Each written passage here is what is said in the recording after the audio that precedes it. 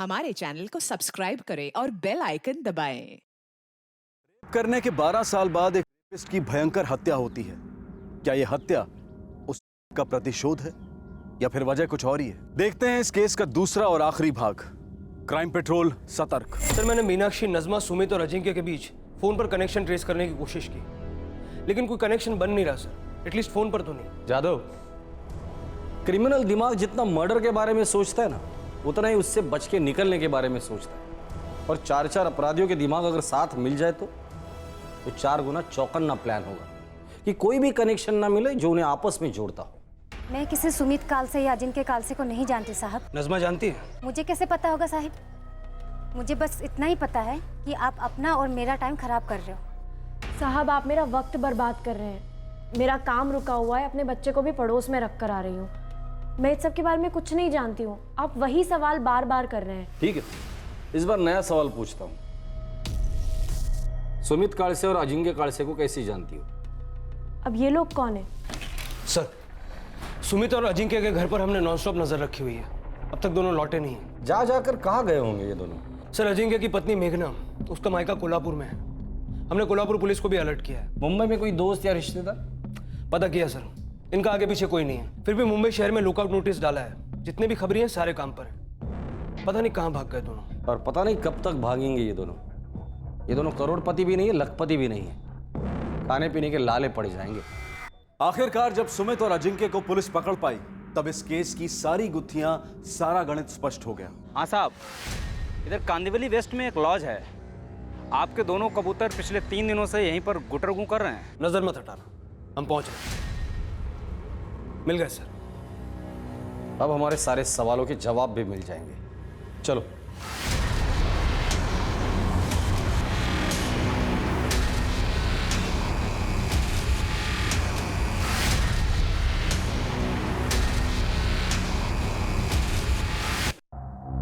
Laws का भाड़ा कभी दोगे भाई?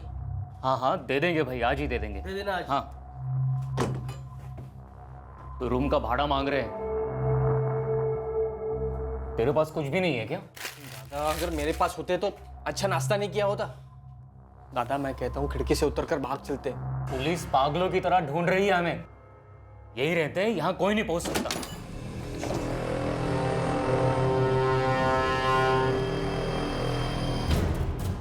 टेढ़ी उंगली से घी निकाला तूने, है ना सुमित कालसे?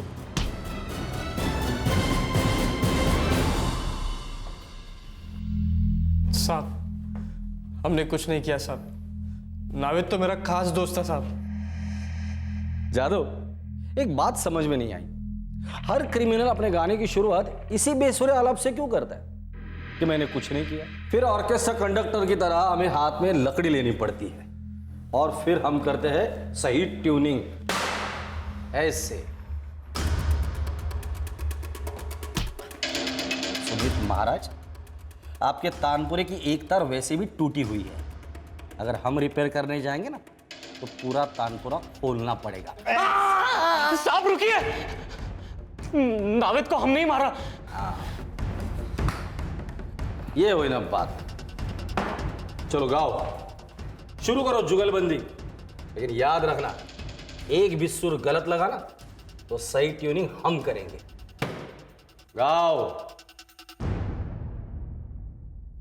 हम लोगों से वर्तमान में मिलते हैं, वर्तमान में दोस्तियां बनती हैं और वर्तमान में किए गए उनके बर्ताव के आधार पर हम लोगों के बारे में अपनी राय बनाते हैं। और फिर अचानक अतीत का साया अपना फन उठाता है। उस शख्स को हम एक अलग सूरत में देखते हैं और यह सूरत हमारे अंदर एक डर को आग देती है। एक सवाल चील की तरह मंडराने लगता है कि क्या यह शख्स अपने अतीत की हरकत को दोहराएगा? क्या इस बार पीड़ित हम या हमारे चहीते होंगे? साहब, मैंने आपको बताया था साहब, मेरी नावेद से दारू के अड्डे पर दोस्ती हुई थी। मैंने उसको मेरे साथ अपनी फैक्ट्री में काम पर भी लगवाया था। उसके पास सोने के लिए भी जगह नहीं थी साहब। चल भाई, अब मस्त घर जाऊंगा, नहाऊंगा, धोऊंगा, 2 घूंट मारूंगा और सो जाऊंगा। तेरा सही है यार, किस्मत वाला है, घर वर है, फैमिली है। मैं तो यहीं सो जाऊंगा यार। क्या बात कर रहा है नावेद? तेरा घर नहीं है? माँ बाप, बीवी, बच्चे? माँ बाप हैं यार, गांव में है। एक बीवी थी, छोड़ छाड़ के भाग गई किसी के साथ। बस भाई, अपना तो खाना पीना सोना यहीं सड़क पर है। सुमित भाई, यार कोई खोली वोली हो तो बताइए। अरे बस क्या यार, ज़रूर बोलूँगा, तुझे मिल जाएगी खोली। आ जाओ, ये देखो घर। देख, हर महीने के 1 तारीख को मेरे को भाड़ा मांगता है। 1 तारीख का 2 तारीख भी हुआ ना तो 3 तारीख को ये घर खाली करने का। पहले ही बोल दे। बिल्कुल नहीं होगा पवार बाबू। अरे और वो मैं गारंटी ले रहा हूँ ना, ये मेरे साथ में ही काम करते हैं और मैं भी तो आपके बगल में ही रहता हूँ। आप 12 साल से जानते हैं मेरे को।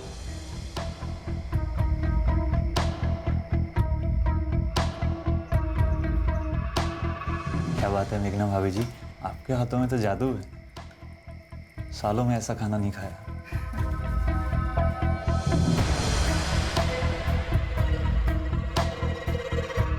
पहले मुझे कुछ भी आइडिया नहीं थी साहब कि ये नावेद कैसा है, और ऐसा है तो क्यों है। मैं उसको शरीफ समझता था साहब।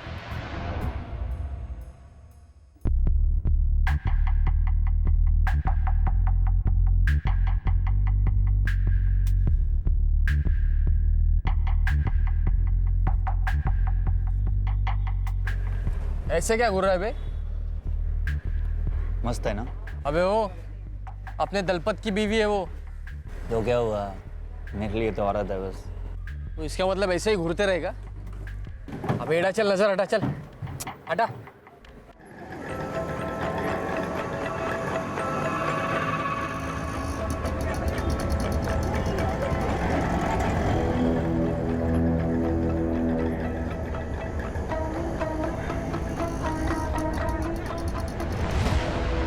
बस बस बस बस।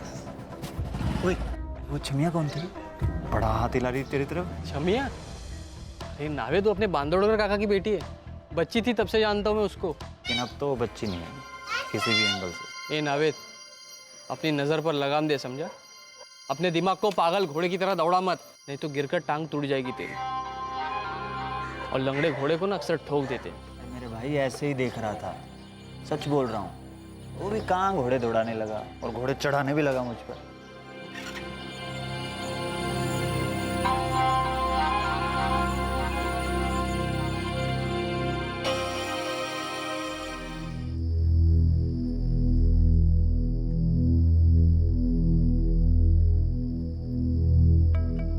मेघना भाभी जी, आपकी तरकारी इतनी बढ़िया बनी है ना, दिल करता है आपके हाथ ही चूम लूं।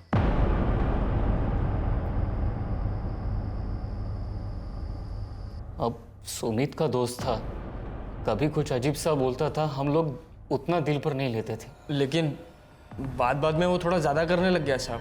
सुमित क्या नावेद बेग ने तुम्हारी भाभी मेघना के साथ कुछ करने की कोशिश की थी?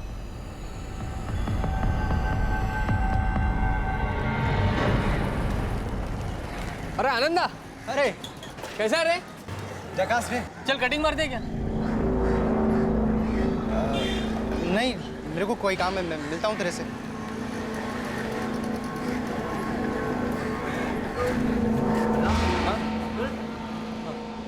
आनंद मेरे स्कूल का दोस्त है साहब, लेकिन उस दिन मुझे उसका बर्ताव खटका।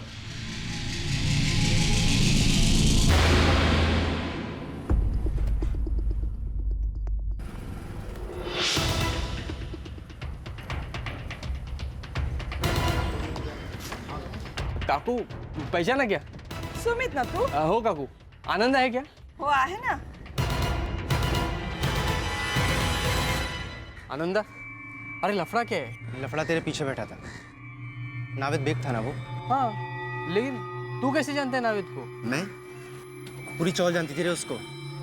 12 साल पर उसने एक कांड किया इधर। कांड? कैसा कांड? एक लड़की का रेप किया वो। क्या बक रहा है तू? और नहीं तो क्या, मेरे को एकदम क्लियर याद है। वो लड़की यहीं रहती थी, मीनाक्षी। वो भी यहीं कहीं रहता था। नावेद की बीवी उसकी फ्रेंड थी। रेप के बाद पूरी चौल इसके पीछे खड़ी थी। 7 साल की सजा हुई उसको। उसकी बीवी ने भी इसे छोड़ दिया। एक नंबर का हलकट आदमी है साला। आनंद के खुलासे ने सुमित को पूरी और बुरी तरह से झकझोर कर रख दिया था। उस पल से सुमित नावेद की हर हरकत को शक की नजर से देखने लगा था। नावेद के साथ बिताया हुआ हर लम्हा उसे घिनौना लगने लगा था। अब सुमित के जहन में एक डर का बीज उगने लगा और बड़ी तेजी से इस बीज की जड़ें मजबूत होने लगी। सुमित अब नावेद के डर के साए में रहने लगा कि कहीं नावेद फिर से अपना पुराना जुर्म ना दोहरा दे। दादा मुझे इसकी हिस्ट्री मालूम होती तो इसके साथ दोस्ती क्या दुश्मनी भी नहीं करता। देख, मैं तुझे कहने ही वाला था कि मुझे इस नावेद की नजर और जुबान दोनों गड़बड़ लगती है। अब तो सवाल ही पैदा नहीं होता कुछ कहने सुनने का। उसके साथ अपना वास्ता ही खत्म कर दे। सुमित, आज नावेद को नहीं लाया खाने पर? मैं देखती हूँ। तू बैठ। सुमित तू देख। क्या भाई सुमित, मेरे को काम से लिए भी नहीं आ गया तू? भाई पेट में चूहे दौड़ रहे हैं। क्या बनाया भाभी ने? एक नावेद, आज के बाद इधर आना मत और मेरे से बात भी मत करना। चल निकल यहाँ से। क्या हो गया सुमित? बोला ना, बात भी नहीं। चल फुट। अरे फुट।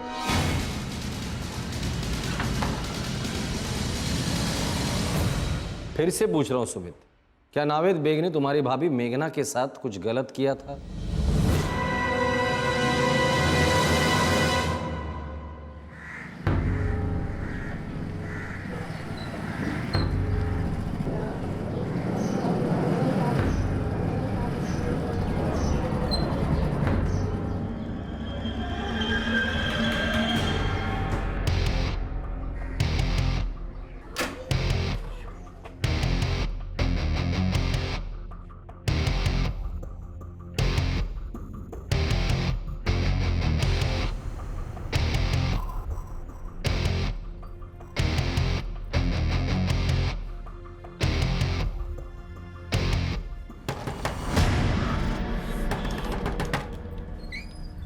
क्या बात है सुमित, इतने जोर से क्यों दरवाजा खटखटा रहे हो? अच्छा सुनो, तुम भी चाय पियोगे क्या? मैं भी नावेद के लिए बनाने वाली थी। नहीं, फिर पीऊंगा भाभी जी। अभी निकलता हूँ। क्यों, क्या हुआ? मैं अभी बना दूंगी, 2 मिनट नहीं, लगेंगे। चलता हूँ मेघना। भाभी जी,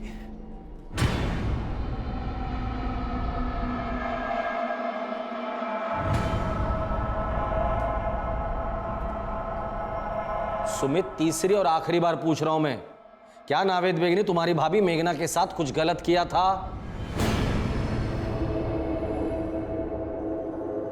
दादा, आज आप भाभी से बात करोगे? फोड़ा जितनी जल्दी फोड़ो उतनी तकलीफ कम।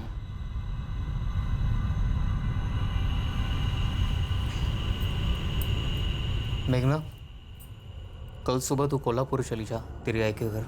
अरे ऐसे अचानक? हाँ, वो मुझे एक दूसरी नौकरी लगने वाली है मुंबई के बाहर। सुमित और मैं जाकर देख आने वाले हैं। 2 दिन लगेंगे। हाँ तो आप दोनों चले जाइए ना। वैसे भी 2 दिन के लिए क्या मायके जाना, वो भी इतनी दूर कोल्हापुर। अरे हमारे 2 दिन 4 हो सकते हैं, 4 के 8 भी हो सकते हैं ना। तू सुबह बैग भर और पहली बस पकड़ ले। वैसे बताइए तो सही कि आप लोग जा कहाँ रहे हैं और ये कौन सा नया काम है? अरे मायके जाने का बोला तो जाने का, बस। सुमित तुझे छोड़ देगा बस स्टॉप पे।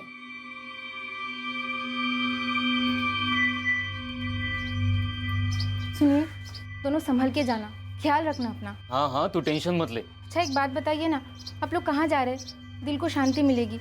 अरे 1 हफ्ते बाद जब लौटेंगे ना तब सब बता देंगे। तू जा अभी।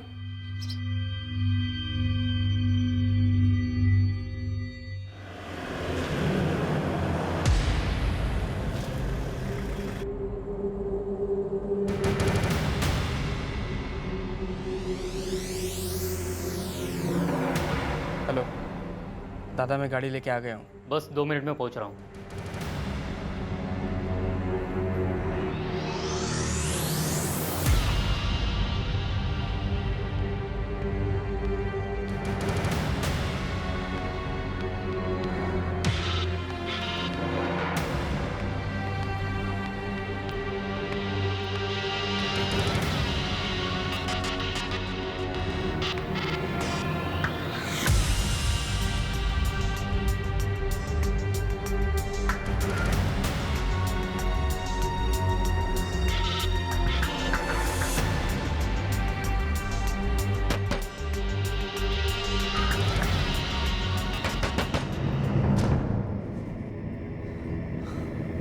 अरे रात को सूरज कहाँ से निकल गया भाई?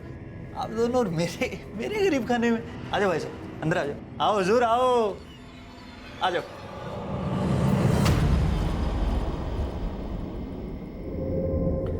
भाई सुमित, जो बात मैं खुद भूल जाना चाहता हूँ, मेरे भाई को मैं दुनिया को क्यों बताता फिरूं? क्यों भाई साहब? मुझे नहीं लगता तू कुछ भुलाने की कोशिश कर रहा है नावेद। साले, तूने अपने पत्नी की सहेली का किया, 7 साल जेल काट के आया और अभी भी तेरी नजर उतनी गंदी है। हाँ मेरे भाई वो बस एक हादसा था, बहुत बड़ी गलती थी, मैं मानता हूँ। अब वो गलती दोबारा कभी होगी नहीं, बस। गलती दोबारा करने के लिए तेरी जिंदगी रहेगी तब ना।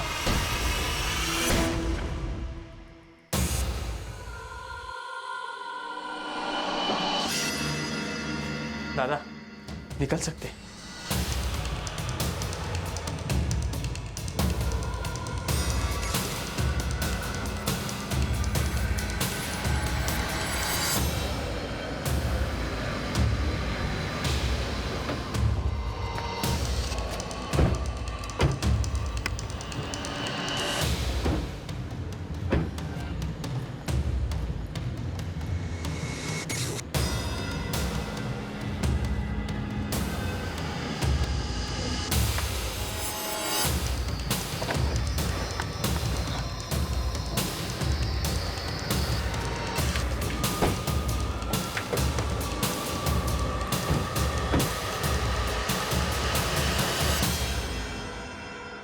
तुमने एक आदमी को इतनी बेरहमी से मार डाला क्योंकि तुम्हें डर था कि वो तुम्हारी भाभी, तुम्हारी बीवी के साथ कुछ करेगा? साहब, मुझे तो बाद में पता चला कि उसने रेप किया है। साहब, उसके पहले भी मैंने देखा था, वो औरतों को गंदी नजर से देखता था। पब्लिक प्लेस में औरतों को गंदी नजर से देखकर परेशान करने की सजा कानून देता है। तुमने तो उसे सजाए मौत ही दे दी। तो क्या करते साहब? चुपचाप बैठे रहते कि कब वो आएगा और कब इसकी भाभी के साथ कुछ करने की कोशिश करेगा? बेवकूफ वाली बात मत करो। अगर तुम्हें उसके बर्ताव से कुछ प्रॉब्लम थी तो अपने बीवी को आगाह करते थे। अगर ऐसी वैसी हरकत करता तो पुलिस में रिपोर्ट करते। मारने की क्या जरूरत थी? साहब, जो आदमी अपनी पत्नी की सहेली का अपने ही घर में बलात्कार कर दे, वो दूसरों की पत्नियों और बहनों के साथ कुछ भी कर सकता है साहब। लेकिन उसे मारने का हक किसने दिया तुम्हें? अपने डर को मारने के चक्कर में तुमने एक आदमी को ही मार डाला। तुम दोनों के डर ने तुम दोनों को भी क्रिमिनल बना दिया, जिसकी सजा तुम्हें जरूर मिलेगी। और कुछ सालों बाद जब जेल से छूट कर बाहर आओगे, तुम्हारी तरह 2 भाई तुम्हें देखकर ये सोचेंगे कि इन्होंने एक आदमी को मारा था, तो ये शायद हमें भी मार सकता है। और वो तुम्हारे खून के प्यासे हो जाएंगे, खत्म कर देंगे तुम दोनों को। तब कैसे रहेगा?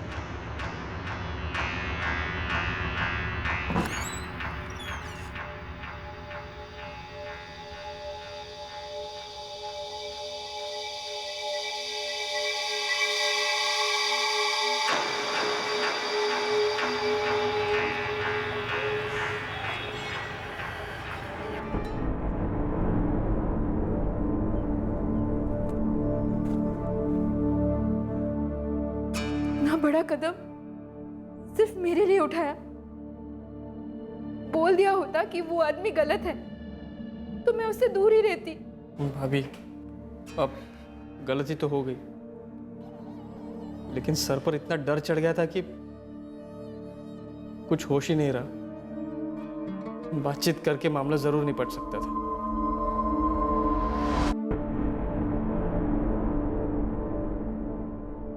दोनों भाइयों सुमित कालसे और अजिंक्य कालसे को आईपीसी की धारा 302 के तहत हत्या के लिए, धारा 120 बी के तहत क्रिमिनल कॉन्स्पिरेसी के लिए और धारा 201 के तहत डिसअपेरेंस ऑफ एविडेंस के लिए बुक किया गया है। फिलहाल दोनों को जुडिशियल कस्टडी में भेजा गया है। यह सोचकर किसी व्यक्ति की जान लेना कि वो एक बार जुर्म कर चुका है तो वो आगे और भी जुर्म कर सकता है, यह अपने आप में एक विकृत सोच है। जुर्म का जवाब जुर्म कभी नहीं हो सकता। कानून में सिर्फ आत्मरक्षा के दौरान हुई हत्या के लिए माफ किए जाने का प्रावधान है। आज के हमारे दूसरे केस में भी समस्या को सुलझाने के लिए एक जुर्म किया गया, उन्हें रास्ते से हटा दिया गया। 2 युवा सुमैया और जावेद किसी के निशाने पर थे। आइए देखते हैं हमारा आज का दूसरा केस।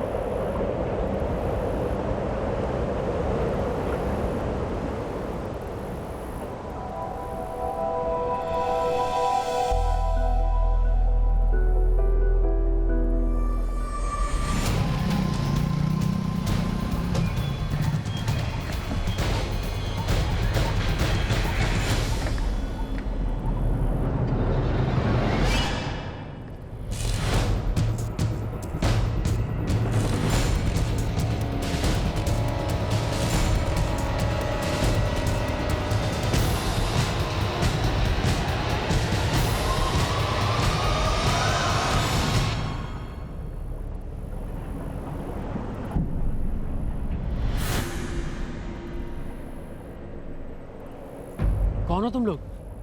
क्या चाहिए तुम लोगों को?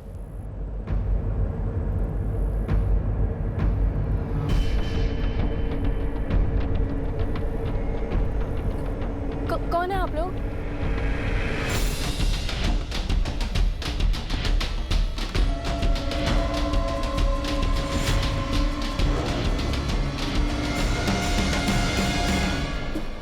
जावेद,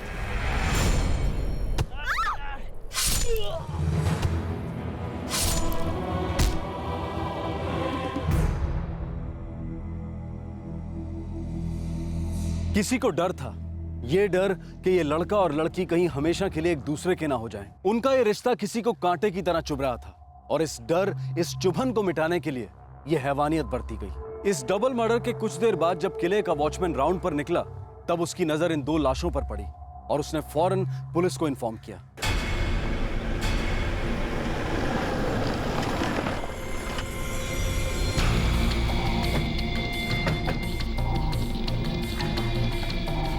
साहब, मैंने ही फोन किया था आपको।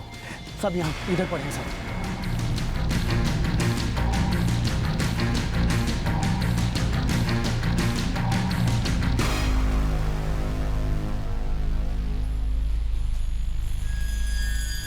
आइए साहब। ये देखिए साहब।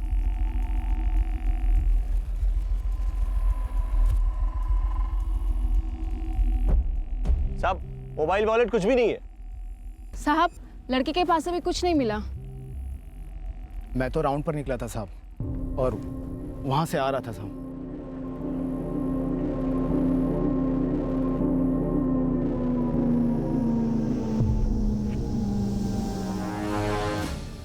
साहब, मैं आगे वाले गेट पे था। तुम दोनों में से किसी ने भी उन्हें आते हुए नहीं देखा? क्या है साहब कि किला सैकड़ों साल पुराना है, फिर इसकी मरम्मत कभी नहीं हुई, तो इसकी दीवारों में बड़ी बड़ी दरारें हैं साहब। और साहब, कॉलेज के लड़का लड़की लोग इन दरारों में से पत्थर निकाल कर अंदर आने का रास्ता बना लेते हैं। साहब, हम 2 ही पहरेदार हैं और रास्ते कई सारे हैं यहाँ पर।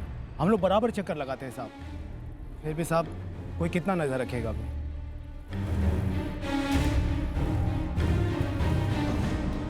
तुम लोगों में से किसी ने कुछ देखा या सुना? नहीं सर। साहब, मैं किले में ही था। जब हल्ला मचा तो इधर आया। मैंने देखा कुछ भी नहीं।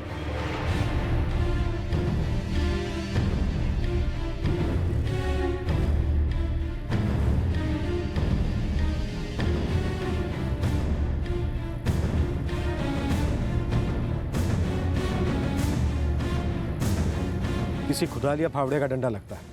अगर म्यान यहाँ है तो तलवार भी आसपास ही होनी चाहिए। ढूंढो।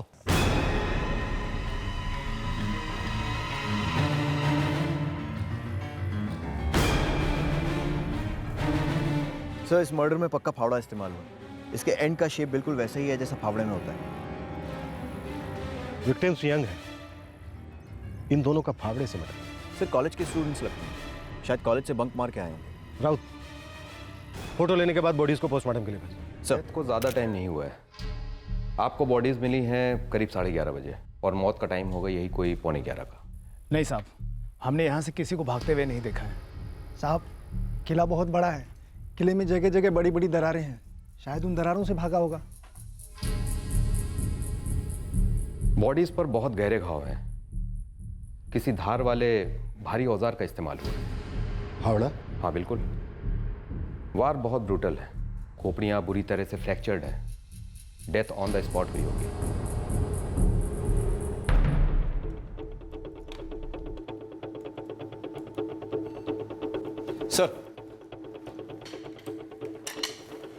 सर, आसपास के सभी पुलिस स्टेशन में फोटो भेज दिए हैं। अभी तक कोई मिसिंग कंप्लेंट्स नहीं आई हैं जो दोनों से मैच करें। इतनी जल्दी कोई मिसिंग कंप्लेंट करने आएगा भी नहीं, क्योंकि बॉडीज को मिले अभी हमें 2 घंटे भी नहीं हुए। सर, किले के वॉचमैन ने ना तो उन दोनों को अंदर जाते हुए देखा और ना ही इन किलर्स को भागते हुए। एक युवा जोड़े का किले के अंदर मर्डर, कोई आइडेंटिफिकेशन नहीं, सेल फोन भी नहीं। सर, अगर ये लूट का केस है तो इन दोनों को इतनी बुरी तरह क्यों मार डाला गया? लूट के लिए मर्डर या फिर मर्डर को छिपाने के लिए लूट? ये कहानी राउत तब तक आगे नहीं बढ़ेगी जब तक इन दोनों में से किसी के घर वाले सामने नहीं आते। The number you have called is currently switched off. Please try again later. क्या हुआ? बात हुई जावेद से? फोन स्विच ऑफ आ रहा है। दोस्तों से गप्पे मार रहा होगा। वैसे कहकर तो गया था ना कि शायद सुबह लौटेगा। कम से कम फोन कर देना चाहिए। कितना समझाया है। आने दो नवाबजादे को सुबह, इतना डांटूंगा। हाँ हाँ, सुबह नवाबजादे आपकी गरम डांट खाएंगे, पर फिलहाल आप खाना खा लीजिए, ठंडा हो रहा है। आइए।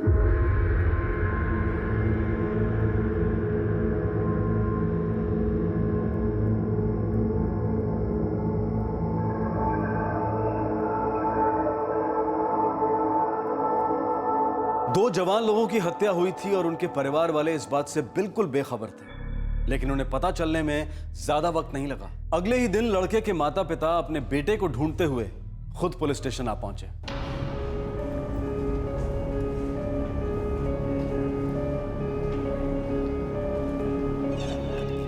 सर, किरगेवाड़ी से याकूब शेख और शाहीन शेख आए। उन्हें लगता है कि किले में जिस लड़के की लाश मिली है वो शायद उनके बेटे जावेद खान की है।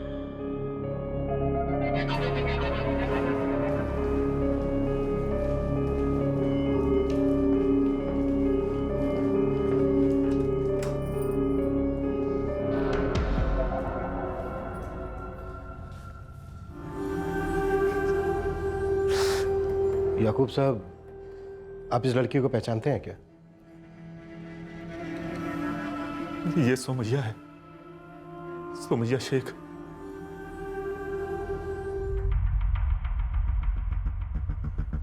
याकूब साहब, आपको पता कैसे चला कि आपके बेटे जावेद का खून हो गया है? कल सुबह जावेद घर से निकला था। अम्मी अबू चलता हूँ। अरे नवाबजादे, सुबह सुबह कहाँ चल दिए? कॉलेज जा रहा हूँ अबू। अम्मी, वहाँ से आमिर के रूम पे रिवीजन करने जाऊंगा। अगर लेट हो गया तो उसके रूम पे रुक जाऊंगा। बाय अम्मी। बाइक का हिस्सा चलाना। हाँ हाँ अम्मी। कल रात उसका फोन स्विच ऑफ आ रहा था, लेकिन हमें फिक्र नहीं हो रही थी क्योंकि वो हमें बता के गया था। लेकिन आज सुबह भी जब वो घर नहीं लौटा तो मैंने उसके दोस्त आमिर को फोन किया। आमिर बेटा, जावेद कहाँ है? उसका फोन ही नहीं लग रहा है। अंकल, मुझे नहीं पता। जावेद ना तो कल कॉलेज आया, ना ही मेरे रूम पर आया वो। लेकिन हमें तो कहकर गया था कि कॉलेज जा रहा है, फिर वहां से तुम्हारे हॉस्टल जाएगा। मुझसे भी यही कह रहा था जब सुबह मेरी बात हुई थी उससे। वो कह रहा था कि नीलगढ़ किला जा रहा है वो और शाम को मेरे रूम पर आएगा, लेकिन अंकल वो तो आया ही नहीं। फिर हम फौरन नीलगढ़ किले के लिए रवाना हुए।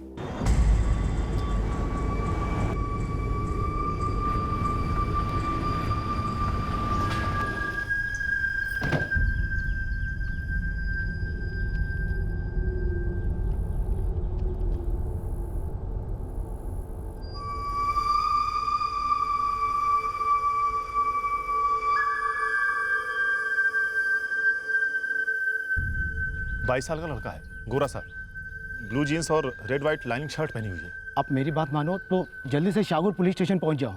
यहाँ कल एक लड़का और लड़की का मर्डर हुआ है। और हम यहाँ आए,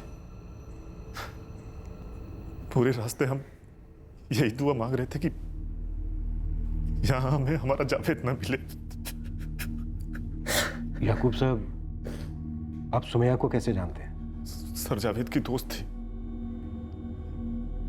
एक दो बार जावेद के मुंह से ही उसका नाम सुना था। दोनों एक ही इंजीनियरिंग कॉलेज में पढ़ते थे। कहाँ की रहने वाली थी सुमैया? यकीन से तो नहीं कह सकता सर, लेकिन शायद वो बरनौली में रहती थी। जावेद और सुमैया के बीच में कुछ था क्या? सर, जहां तक हमें मालूम है वो सिर्फ उसकी दोस्त थी।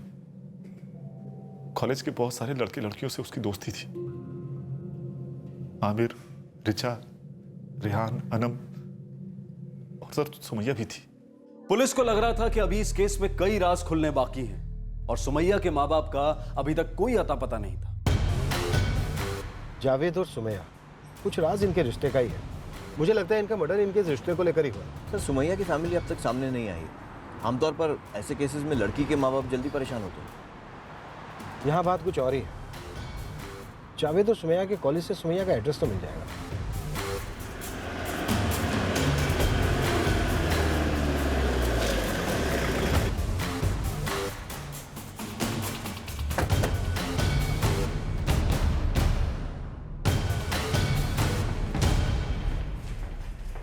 It's really shocking sir. दोनों ही ब्राइट स्टूडेंट्स थे। सुमैया मैकेनिकल इंजीनियरिंग के लास्ट ईयर में थी और जावेद सिविल इंजीनियरिंग के थर्ड ईयर में। हमें सुमैया के घर का एड्रेस चाहिए। शायद उसके घर वालों को सुमैया की अभी तक खबर मिली नहीं है। 1 मिनट।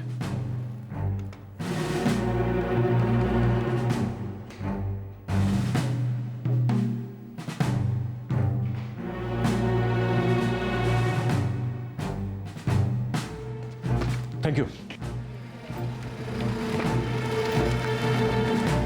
आमिर, तू जानता था कि वो लोग नीलगढ़ किला गए? अरे हाँ रेहान, सुबह बात हुई थी मेरी उससे। अनम, सुमैया से तेरी कोई बात हुई थी क्या? किस बारे में? उसने अपनी कोई टेंशन या कोई प्रॉब्लम शेयर की थी? यार उसने तो ऐसा कभी कुछ नहीं बताया, और उसे देख के भी ऐसा कुछ लगा भी नहीं था। क्यों रिचा? हाँ, मुझे भी कभी ऐसा कुछ नहीं लगा। समझ नहीं आता कोई उन दोनों को क्यों मार डालेगा। आई तो जस्ट विश जिस किसी ने भी ये सब किया है ना, वो जल्द से जल्द पकड़ा जाए।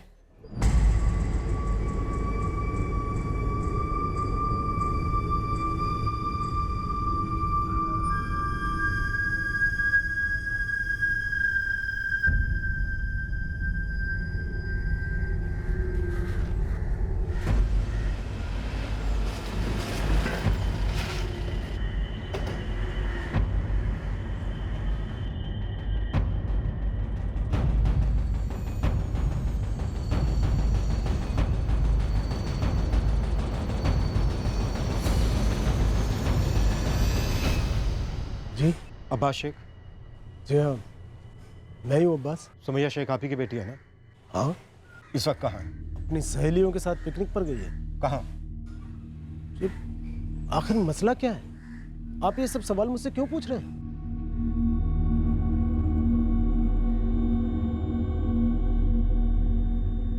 ये कौन है?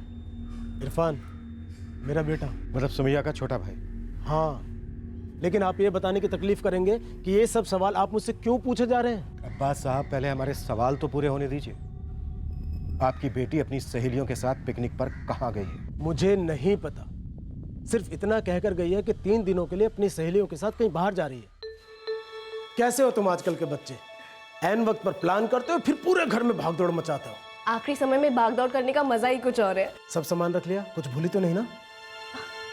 अरे नहीं अब्बू, अम्मी को बताना भूल गई। आप बता देंगे ना? अच्छा, तो कब लौटेगी?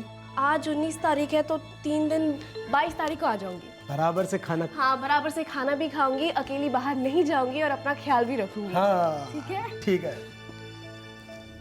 अब वो कभी वापस नहीं आएगी। क्यों? सुमैया का खून हो चुका है।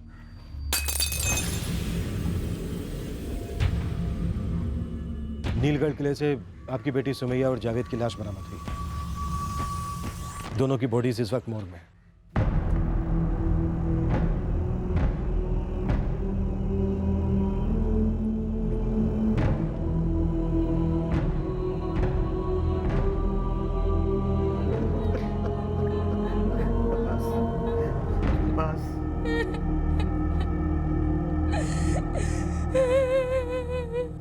ये मेरे भाईजान इरशाद,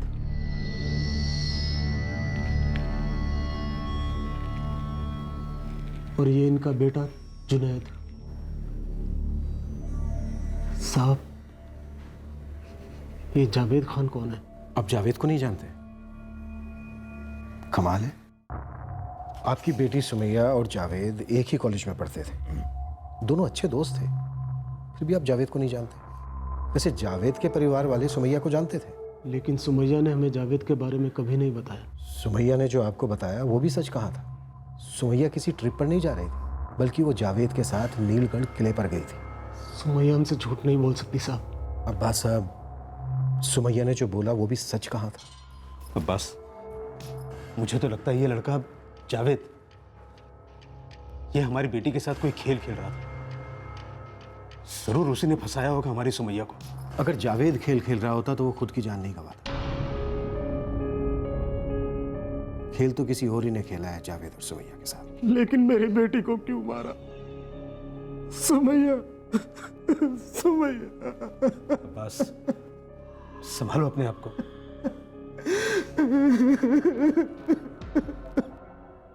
राउत, लगता है दोनों के परिवार वाले बहुत कुछ छिपा रहे हैं, खोदना पड़ेगा।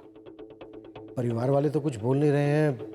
एक काम करते हैं, दोस्तों से शुरुआत करते हैं। जिस दिन जावेद और सुमैया का मर्डर हुआ था, जावेद ने अपने दोस्त आमिर से बात की थी। जावेद नीलगढ़ किले में है, ये बात भी आमिर को पता थी। हो सकता है आमिर और भी बहुत कुछ जानता हो जो दोनों की फैमिलीज नहीं जानती। हेलो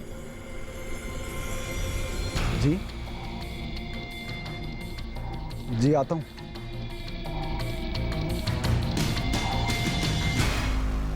सर मेरे कुछ नोट्स है जावेद के पास, मैंने इसीलिए फ़ोन किया था उसे।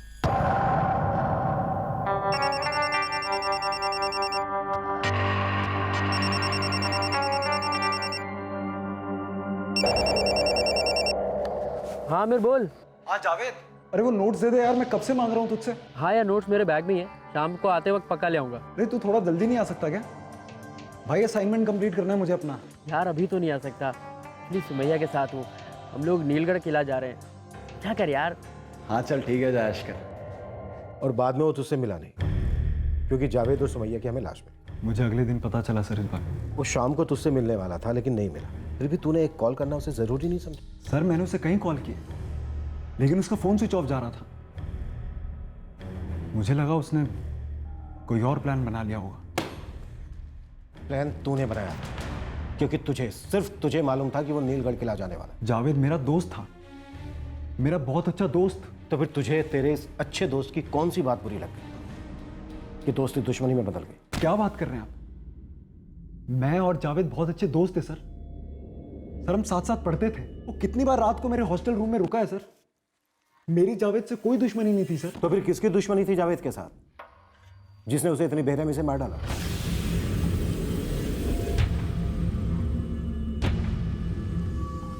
अब बता भी दे आमिर, तेरी शक्ल पे लिखा है कि तू हमसे कुछ छिपा रहा है। सर मैं श्योर नहीं हूं, लेकिन शायद ये काम अरशद का है। कौन अरशद?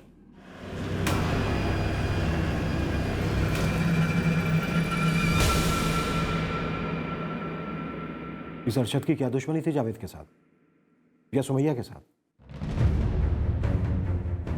अनम, तू जानती थी ये बात और तू मुझे अब बता रही है? यार मुझे थोड़ी ना पता था इतना सब कुछ हो जाएगा।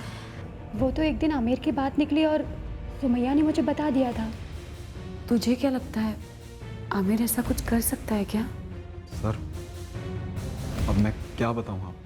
सच, सिर्फ सच।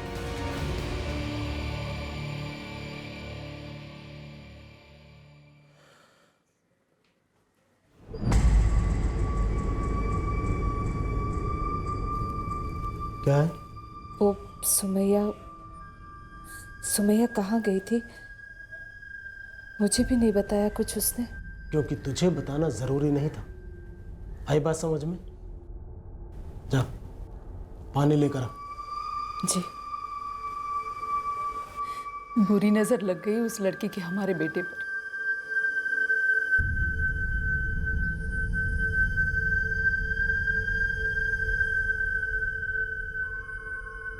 अब बोल भी दे आमिर। सर अरशद और जावेद के बीच पुरानी दुश्मनी थी। पुरानी दुश्मनी? ये दुश्मनी पुरानी थी या फिर गहरी, जो भी हो, लेकिन एक बात तो बिल्कुल साफ थी कि किसी के अंदर गहरी नफरत जरूर पनप रही थी। साजिश गहरी थी तो सच भी कहीं गहराई में ही छुपा हो सकता था।